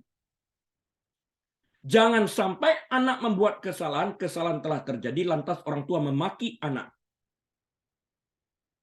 Padahal orang tua tidak pernah hadir di dalam kehidupan anak, memberikan petunjuk-petunjuk yang relevan. Relevansinya nggak ada. Orang tua hanya bisa memaki, memaki, dan memaki. Padahal itu bukan sebuah solusi. Dan sangat bersifat defensif. Coba renungkan apa yang saya katakan pada hari ini. Buat perubahan.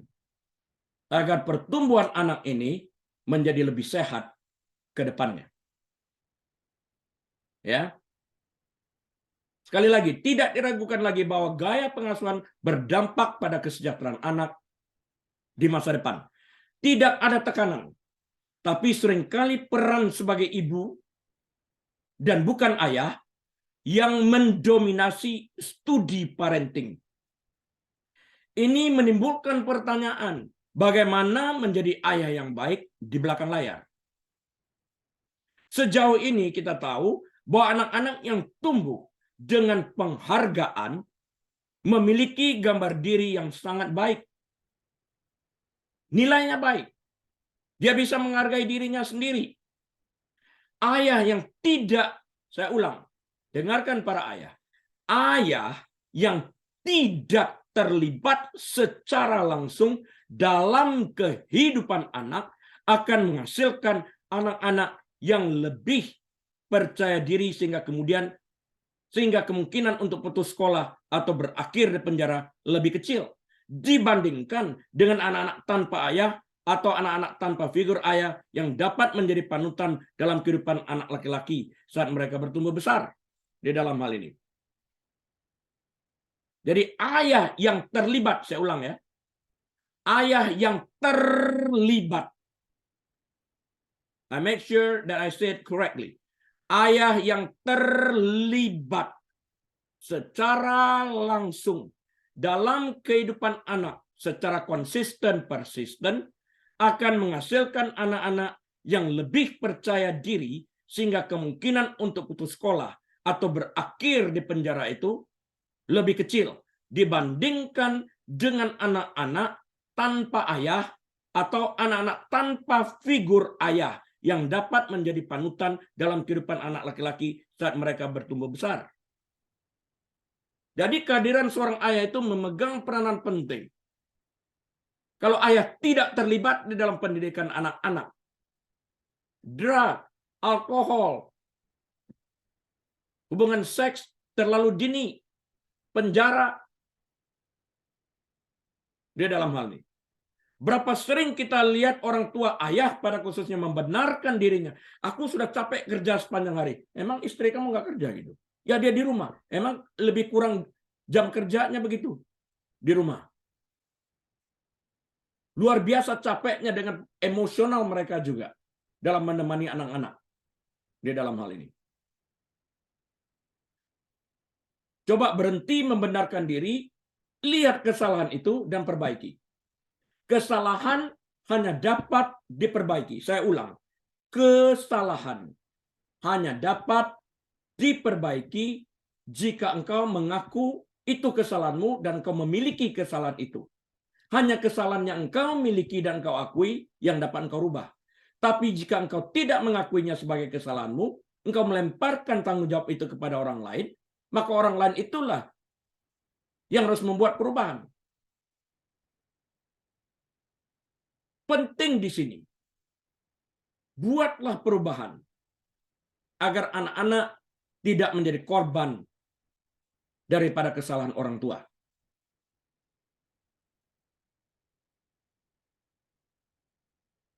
Mereka lebih cenderung memiliki pekerjaan bergaji tinggi jika ayah terlibat langsung ya, dan hubungan yang sehat dan stabil ketika mereka dewasa, karena ayah mereka hadir memberi petunjuk-petunjuk ini.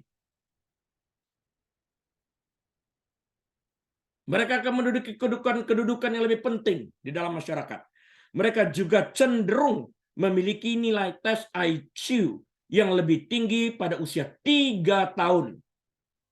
Dan menanggung lebih sedikit masalah psikologis sepanjang hidup mereka ketika ayah mengambil peran sebagai ayah dengan serius. Secara keseluruhan, manfaat memiliki ayah, dengarkan saya baik-baik. Secara keseluruhan, manfaat memiliki ayah yang terlibat langsung dalam pendidikan anak disebut sebagai father effect atau efek ayah. Dan tentang efek ayah ini akan kita pelajarin lebih lanjut nanti.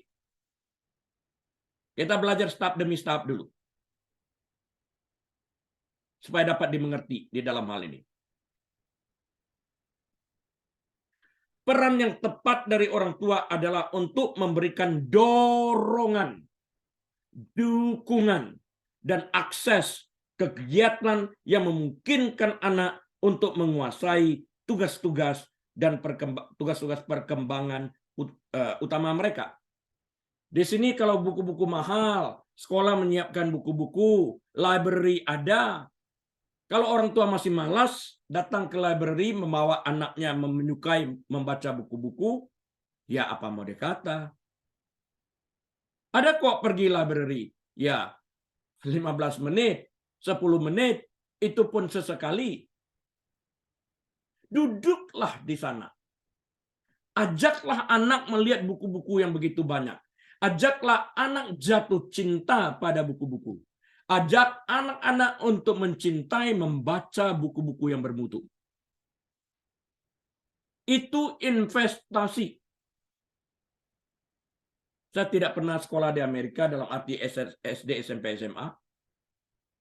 Saya selesai SMA ada di Eropa, mengikuti pendidikan kedokteran di Jerman, pendidikan psikologi, doktoratnya saya dapatkan di Amerika. Jadi waktu saya mendapatkan anak, saya nggak tahu bagaimana mengajar anak membaca.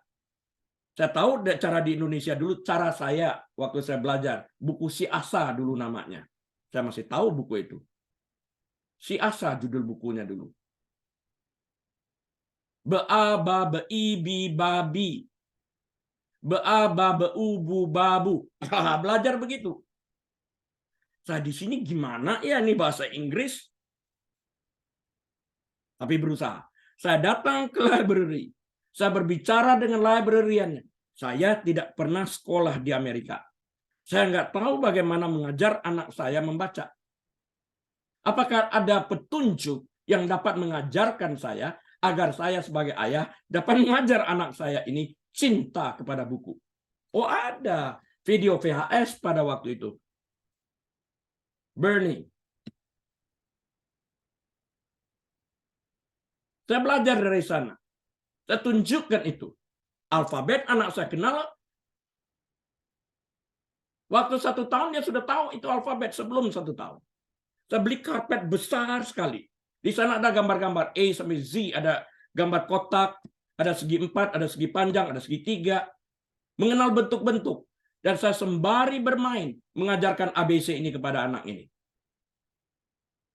Cepat sekali dia belajar karena bermain. Kalau kita bilang belajar, anak itu mungkin menolak, tapi belajar.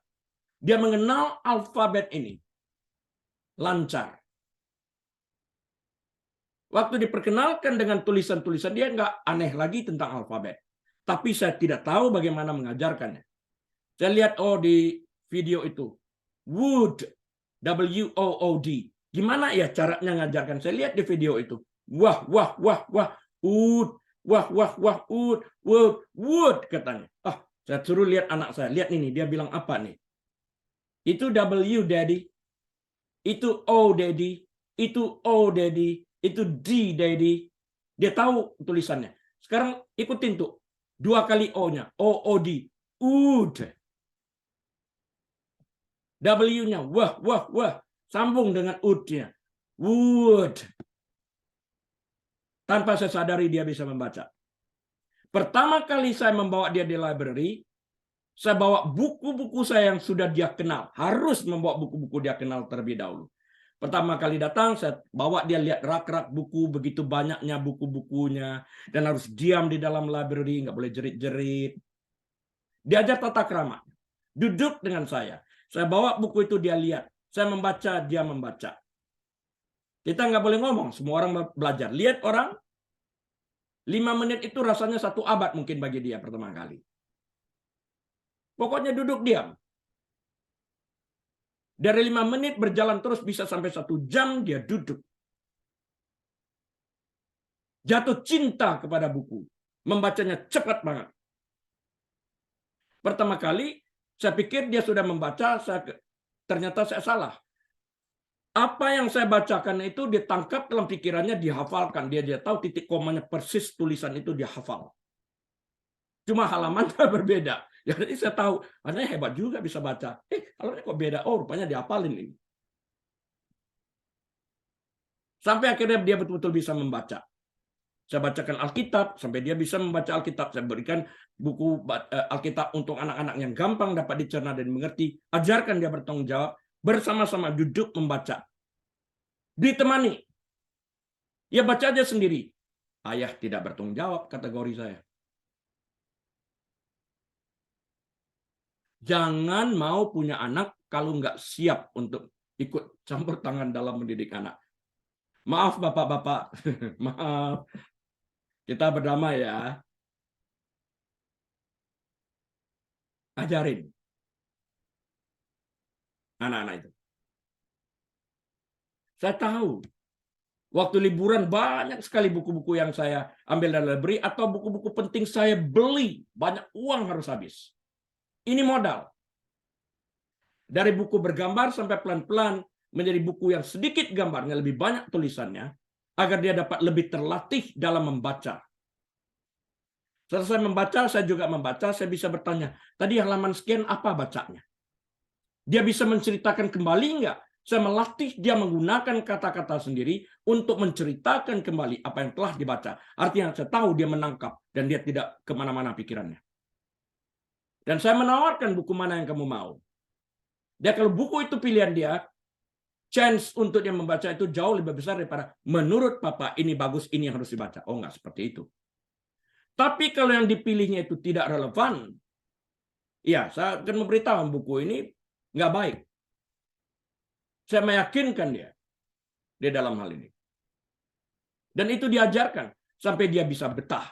Kalau liburan itu, kalau dia sudah kelas 2 SD itu, seminggu itu minimal 5 buku itu dilalap sama dia. Habis. Itu kekhawatiran saya dulu. Bagaimana ya, saya ini orang suka buku, suka membaca. Kalau dia nggak suka, itu nightmare bagi saya. Maka saya berusaha mati-matian, saya ngomong sama istri saya. Gimana ya kalau anak ini nggak suka nih? Saya mesti ajak dia mencintai buku, jatuh cinta pada buku. Harus diusahakan. Cari jalannya, bawa ke library, bawa ke toko buku. Anda tahu, kemana-mana saya pergi, dulu selalu bawa buku. Belum ada cellphone dulu waktu itu. Sebelum COVID, kemana-mana pun selalu di tangan saya itu ada buku.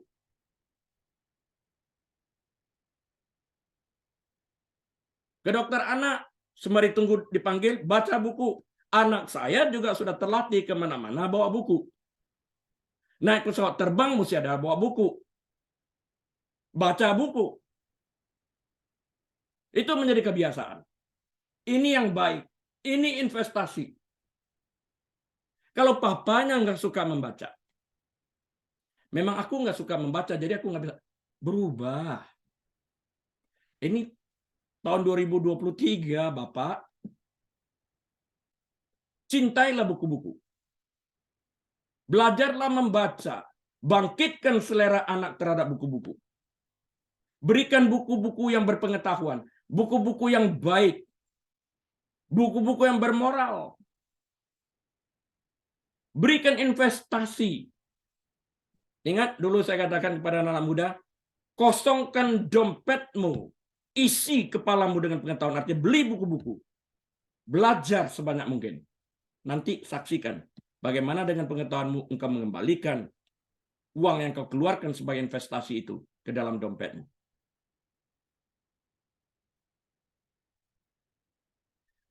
Peran yang tepat dari orang tua adalah untuk memberikan dorongan. Tadi barusan saya kata, aku nggak suka baca kok, Pastor. Ya, berubah. Itu bukan solusi. Memberikan dorongan, apalagi?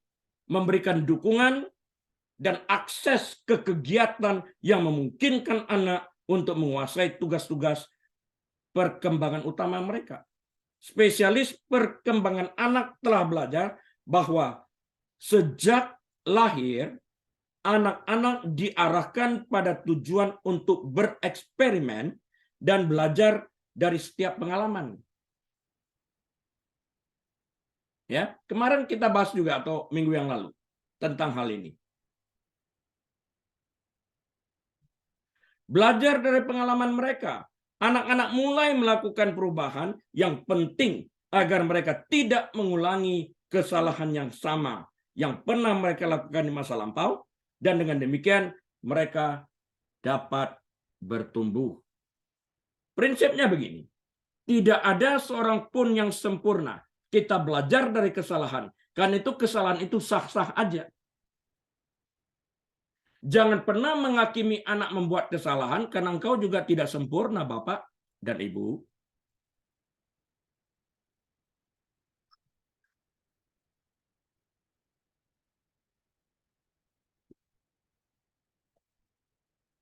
Anak harus dapat matematik 10, ilmu bumi 10, olahraga 10, semua 10 maunya. Coba perhatikan tuh guru-guru. Ada guru olahraga, ada guru ilmu bumi, ada guru matematik, ada guru sejarah, dan sebagainya. Kenapa? Mereka menguasai bahan itu. Coba satu guru ngajarkan semuanya. Garuk kepala deh kali. Tapi anak dituntut.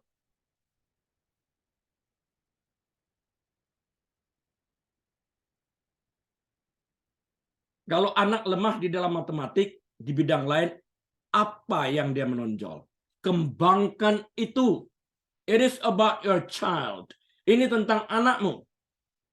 Kalau dia berbakat, seperti Beethoven, dia berbakat banget tentang musik.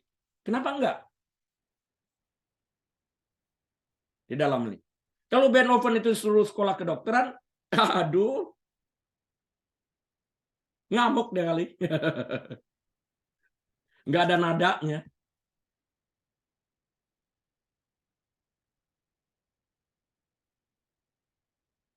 Belajar dari pengalaman mereka. Anak-anak mulai melakukan perubahan yang penting agar mereka tidak mengulangi kesalahan yang sama. Mereka membuat kesalahan. Thomas Edison juga membuat kesalahan yang sama. Dan belajar dari sana untuk tidak melakukan kesalahan yang sama. Nah, berapa sering kita lihat anak menabrak meja, kaki mejanya dipukul sama orang tuanya. Kok kaki meja dipukul, padahal kaki meja itu benda mati sudah ada sejak tadi di sana. Anaknya yang harus diajari untuk berhati-hati untuk tidak menabrak kaki meja. Dan karena itu mereka belajar untuk tidak mengulangi kesalahan yang sama. Kalau kaki mejanya yang tidak bersalah dipukul, lain kali kalau ada dia yang salah kepada orang lain itu tetap harus bertanggung jawab. Begitukah pendidikannya? Harus benar-benar mengerti tentang hal ini.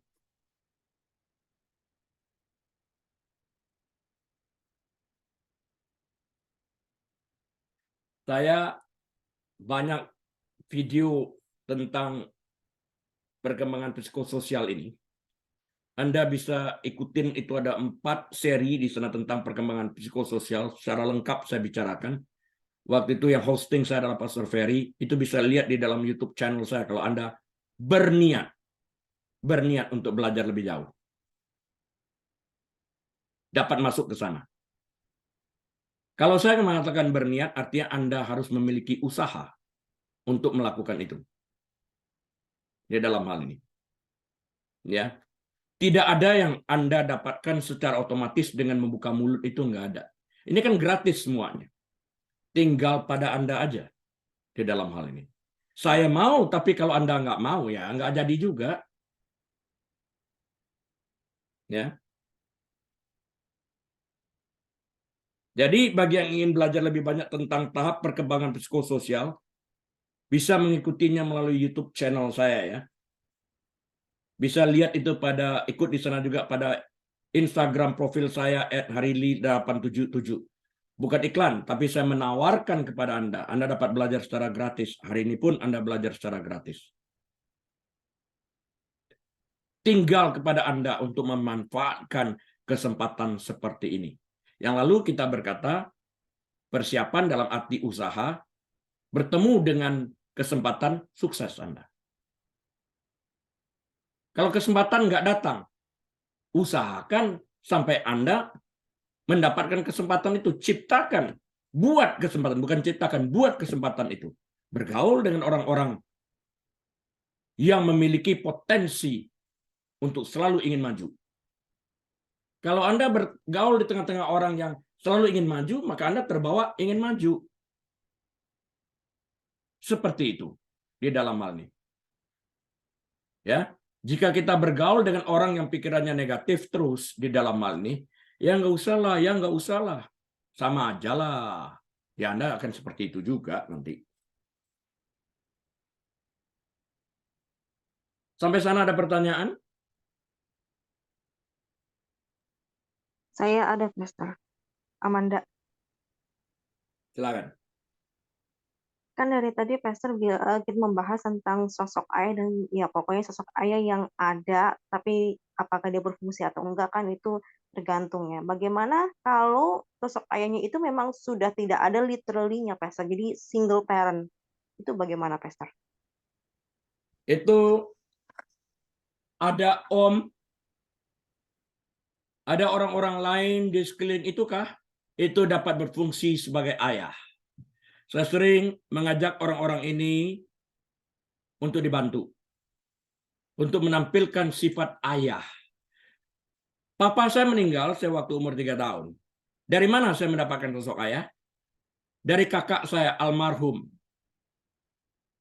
Beda cukup jauh dengan saya. Mengambil posisi ayah untuk mendidik saya. Ya. Melalui konseling, saya pernah juga berbicara tentang inner child di dalam hal ini. Kunjungi YouTube channel saya dan belajar juga dari sana. Tapi secara sepintas dapat saya katakan seperti ini. Dengan pengaruh inner child, kita mulai melihat, berbicara dengan anak ini. Dan kemudian melalui dunia konseling. Ya, bertemu dengan sosok ayah. Karena tidak ada ayah, cari konselernya adalah seorang laki-laki. Karena dia menampilkan sosok ayah. Orang yang berpengalaman yang dapat memberikan karakter ayah ini di dalam konseling itu sendiri.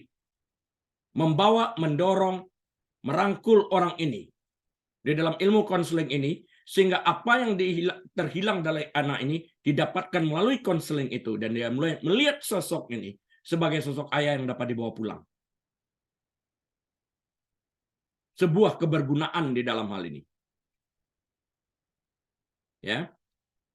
Coba pelajarin lagi itu, dengerin kalau mau lebih lengkap begitu tuh. Kalau saya disuruh mulai cerita lagi, saya mesti awal lagi dari inner child dan sebagainya ini. Kira-kira begitu ya, Amanda ya, terjawab? Iya, terima kasih, Pastor. Oke. Lain ada pertanyaan?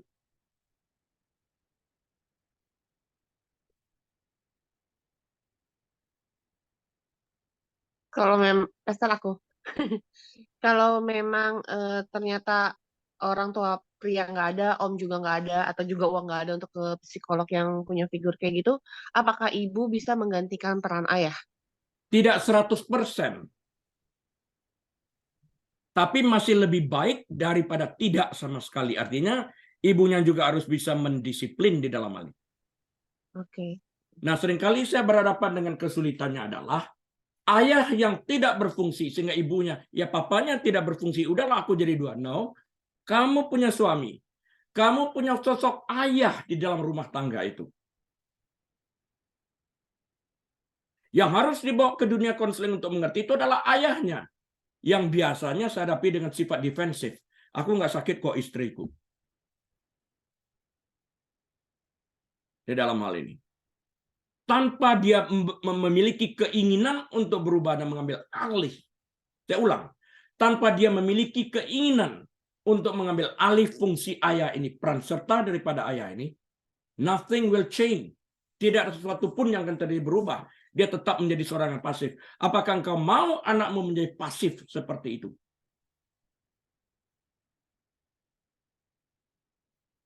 Penting sekali diperhatikan. Yang lalu kita berkata sampai 80% kira-kira.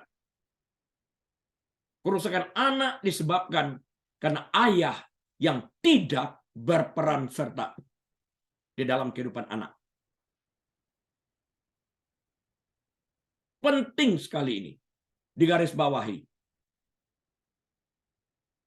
Ya, seperti itu. Kecuali nggak ada suaminya. Nggak ada om yang bisa menolong di sini. Ya, ibu harus mengambil dua-duanya daripada tidak sama sekali. Tapi seringkali juga terjadi kalau seorang guru yang berpengalaman dan sudah cukup ada umur, mengerti tentang hal ini, seringkali memberikan masukan kepada anak ini dengan melihat kebutuhan anak ini. Di Amerika paling tidak seperti itu. Kira-kira terjawab? Iya, Pastor.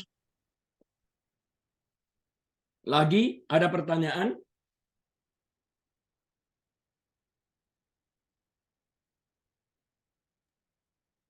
Pastor, yang dimasuk dengan 80% kerusakan itu apakah seperti ini? Kalau seandainya seorang anak itu kehilangan figur ibunya, maka 20%, tapi kalau ayah 80% gitu.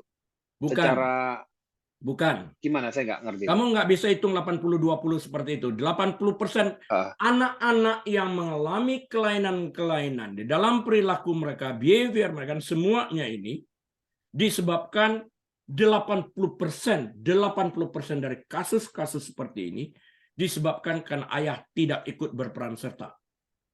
Yang sebetulnya dapat diatasi.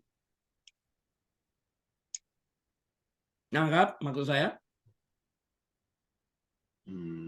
Iya, iya. Ya. Jadi kita melihat anak-anak yang bermasalah ini dikumpulkan, kita lihat. Kalau kita periksa permasalahan yang dimunculkan oleh anak ini dalam perilaku mereka, 80% dari ini disebabkan karena ayah yang tidak ikut berperan serta.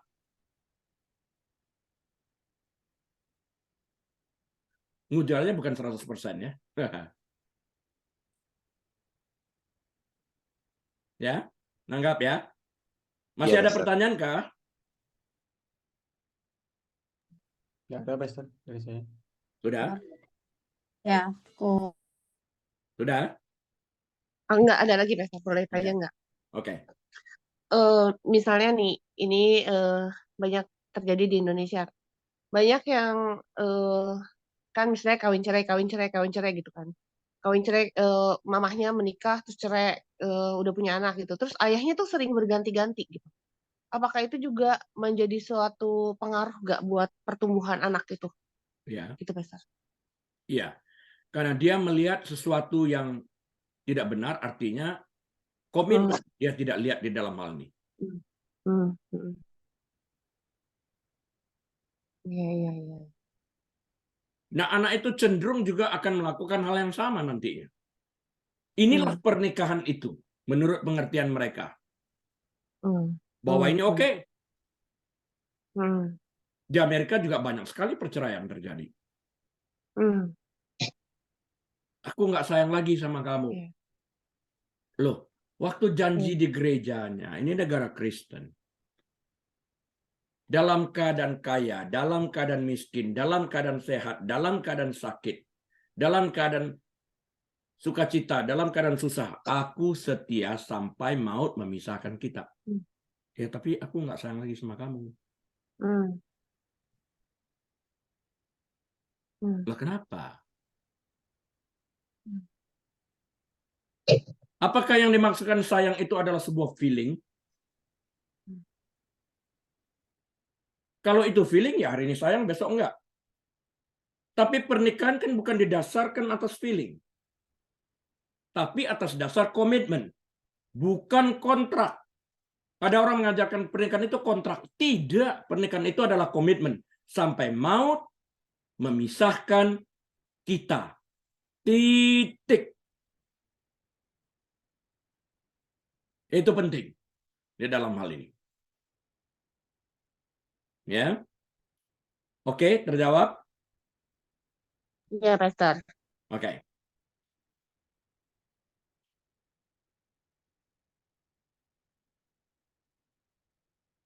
Benjamin Sledge, seorang mantan tentara untuk medium.com, telah menulis sebuah artikel pada tanggal 5 April tahun 2018 yang menarik perhatian saya dengan judul "Masalah dewasa ini dengan maskulinitas bukan seperti yang Anda pikirkan." Judulnya kalau mau dicari nanti ya, dalam medium.com itu judulnya seperti ini.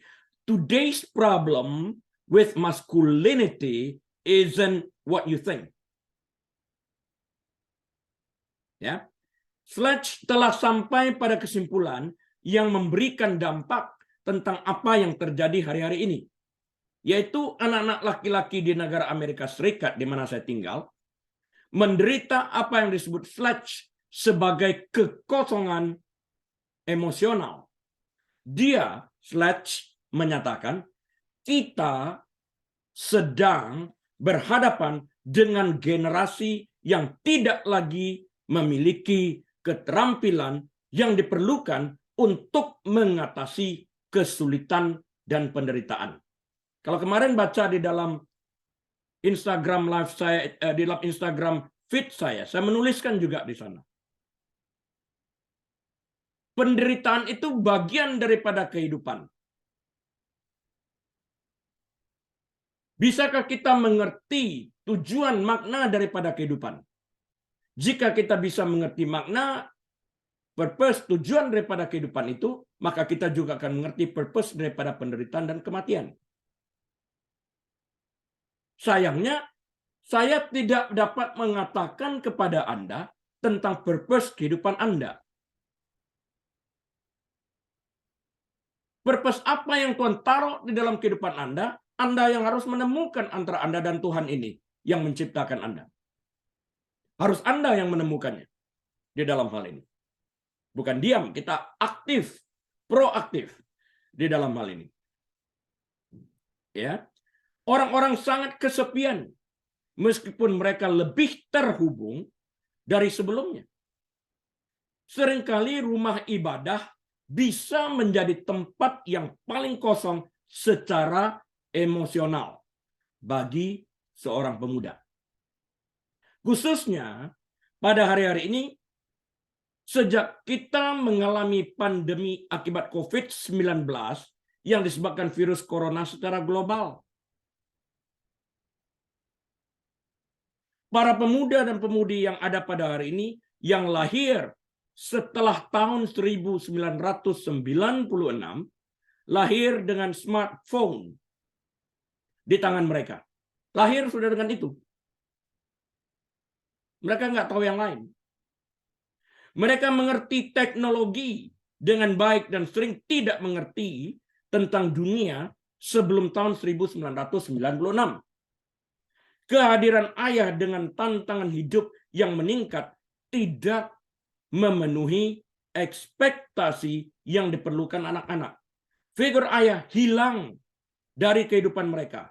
Teknologi, smartphone menjadi ayah mereka. Televisi menjadi ayah mereka. Saya pernah berjumpa sekian tahun yang lalu dengan seorang anak muda seperti ini. Yang menangis di pundak saya.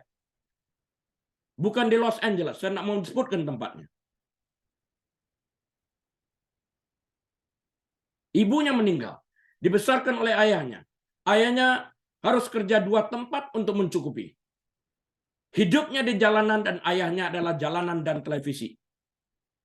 Pesan ayahnya satu, sebagai laki-laki kamu tidak pernah boleh mencucurkan air mata.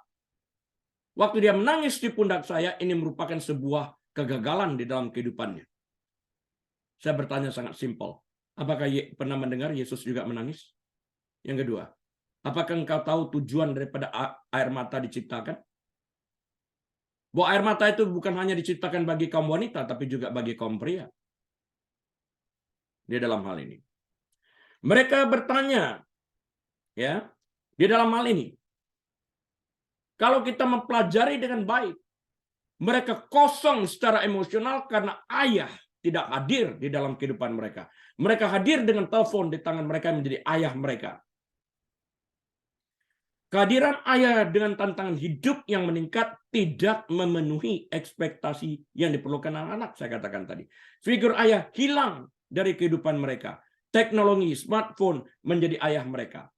Mereka bertanya kepada teknologi tentang segala sesuatu yang ingin mereka tanya, bukan lagi bertanya kepada ayah. Siri, tell me. Alexa, tell me. Google, tell me. Kan begitu modelnya.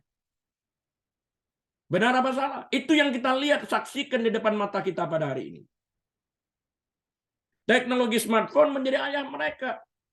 Mereka bertanya kepada teknologi segala sesuatu yang ingin mereka tanyakan, bukan kepada ayah mereka yang hadir tanpa fungsi di dalam rumah tangga. Namun teknologi ini tidak memiliki perasaan dan tidak memiliki kapasitas untuk memberikan reaksi terhadap kebutuhan validasi, kebutuhan untuk dimengerti, kebutuhan untuk mengisi kekosongan hidup yang mereka alami. Mereka hanya dapat bertanya, mendapatkan pengetahuan. Ya, dapatkan pengetahuan. Tapi mereka tetap kosong di dalam hati mereka karena mereka tidak mendapatkan kasih sayang, tidak mendapatkan validasi, tidak mendapatkan pengertian, tidak bercakap-cakap. Mereka hanya terpaut kepada benda dan tidak lain daripada benda. Dan anehnya, orang tua seperti ini, khususnya ayah, tidak mengenali kesalahan mereka. Sangat saya sayangkan. Mereka membutuhkan figur ayah, seorang ayah yang hadir dalam kehidupan mereka secara aktif, sedangkan teknologi tidak memiliki kapasitas seperti ini. Karena teknologi bukanlah manusia yang memiliki perasaan yang dapat mengkomunikasikan perasaannya. Dia adalah benda mati. Perlu ayah yang mendedikasikan hidupnya bagi anak-anak yang lahir atas keinginannya.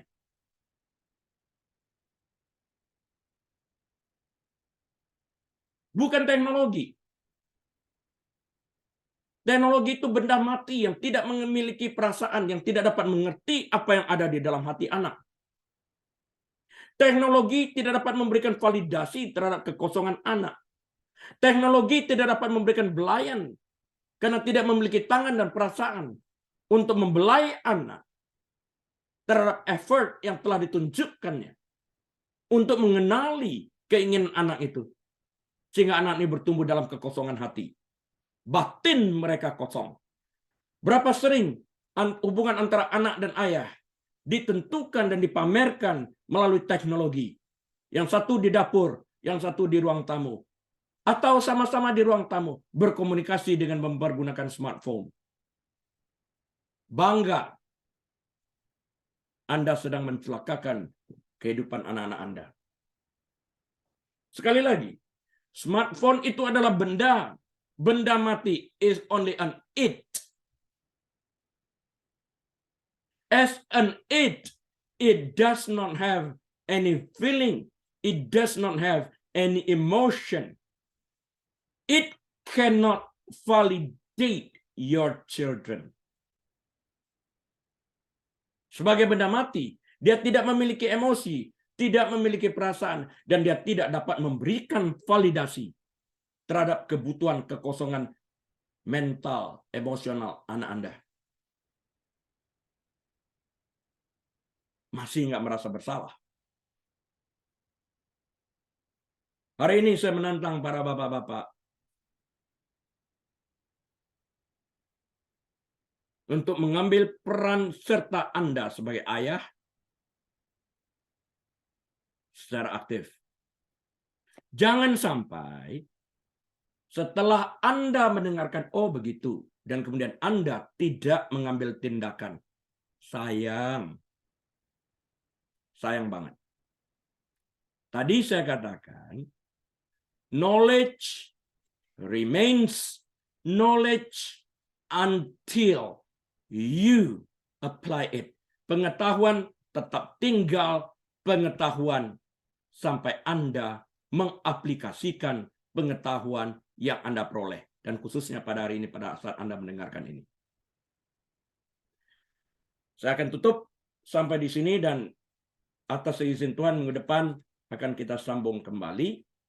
Segala puji syukur kemuliaan hanya bagi Dia yang memberikan hikmat marifat kepada kita, agar kita dapat bertumbuh, berkembang sesuai dengan pengenalan akan kebenaran yang sejati itu, Tuhan Yesus, yang memberikan hikmat marifat melalui pengetahuan-pengetahuan yang berlimpahkan kepada kita, dan kita dapat melakukannya, sehingga ke depannya kita lebih bisa menjadi orang yang lebih bijaksana. Diberkati engkau Bapa di dalam nama Tuhan Yesus. Amin. Amin. Sampai berjumpa pada kesempatan mendatang. Tuhan Yesus memberkati.